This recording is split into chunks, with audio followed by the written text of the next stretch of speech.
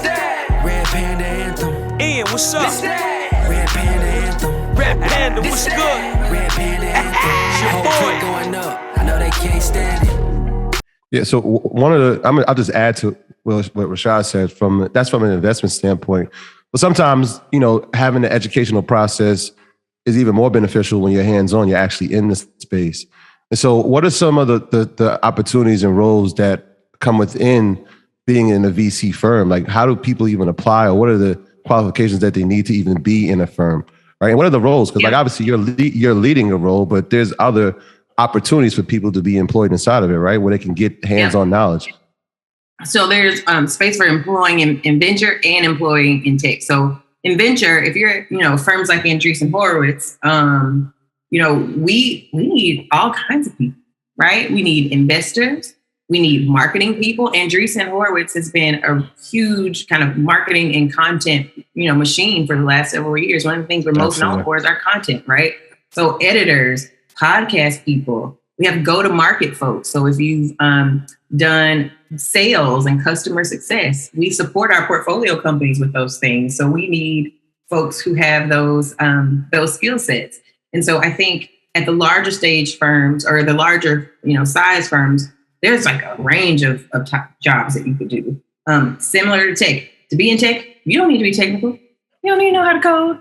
Mm-hmm. You could be in HR. You can be in marketing. You could be in sales. So it really is just about making that transition into the technology space. Because like you said, I agree with Chris 1000%. Technology is the biggest wealth driver that we have today. And so we're very, very hardcore about it. And I'll say it over and over again, that it is one of the clearest, largest ways to build wealth over a period of time.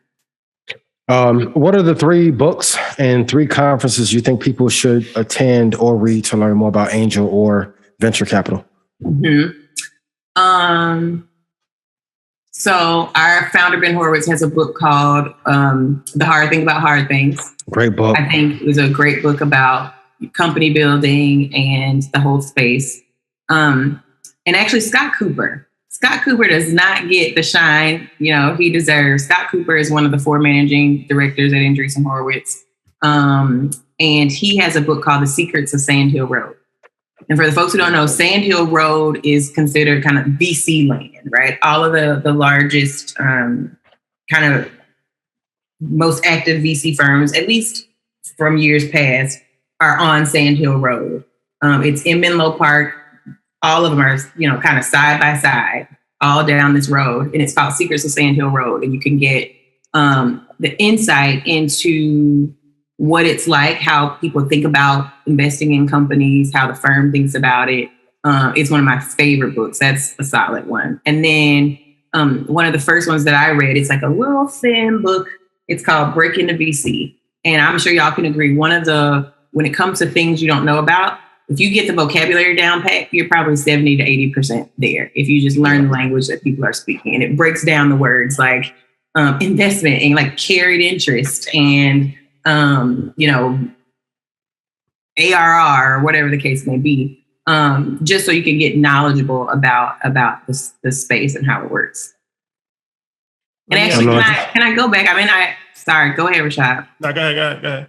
I was going to say, I brought up carried interest again, and I feel like I should probably tell people about what that is and how VCs make money. Because I think this show is about how it all works and how to get people to make more money. So the way that venture firms make money is we take money from outside investors. They're called limited partners. And their hope essentially is that we'll flip it. They hope to give us money and that we'll flip it. And, we have carried interest. And I think it actually comes from like old school, like shipping, like actual ships, where it's like, we'll carry your load from one place to the next, but we're going to keep 20% of either whatever it is you're shipping or the money that you make off of shipping it. So it carried over to venture capital and investing. And essentially, so say we raise, get $100 million from outside investors and we 3X it. So $300 million we have made from the investments that we made with that original $100 million. The $100 million is going to go back to the investors, right? You get your money back first. And then of the $200 million that's left, we're going to divide that out. Some firms take as little as 20%. Some firms take 30% if they, at least 3x it. Like there's a range, but let's just say 30%. So 100 goes back to you. And then the 200 million, you get to keep 70%. And then the venture capitalists keep 30%. So if there's $200 million of profit, we'll keep 60 million. And that's how we make money. Yes. Very important. So when we get our Black investors on the cap table, that 140 additional goes to them. And I think I had asked you this before, but the ultimate goal for you guys is investing in a company, and the company either has to go public on a stock market like Uber or one of these tech startup, or it has to be acquired like Ring, which got acquired by Amazon. Yep. Those are like the two main ways that you guys will make money, right? Yeah, those are called liquidity events. So our money is locked up until the company goes through a liquidity event of going public or being purchased. And like when you think about like the batting average, slugging percentage, et cetera, when it comes to like how many companies really do fail, right? You said earlier, like, oh, I've heard, or a lot of the other people were saying that Black women companies fail or Black companies fail. Most companies fail. You don't gotta be Black. I want to say like 80 to 90% of startups fail. Because it's a tough industry. It's a really tough thing to do.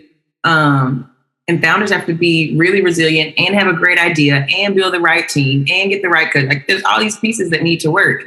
And so in venture, a lot of times, if you invest in 10 companies, maybe, probably 7 of them are going to go to 0.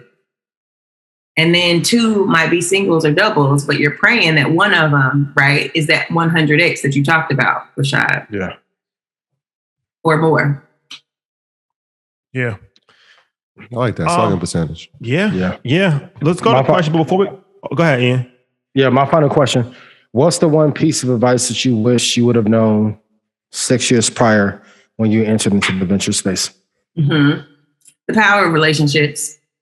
I didn't know that was as important as it is. And it probably more important than it should be. So even from applying to jobs to, building your house to sending your kids to school, like who you know and the relationship that you can build is just really important. And when it comes to like finding new companies and sharing deals and spending time with each other, like networks are just really, really important. And I learned that the hard way because I used to, really think that like I used to think I could do everything on my own, and you just can't. Yeah, you cannot. And that fits into so many different ways in different parts of life that you just can't do it all on your own. So building networks is really, really important. It's actually the most important thing in the world. Relationships is I agree. Everything. It's actually more everything. powerful than money.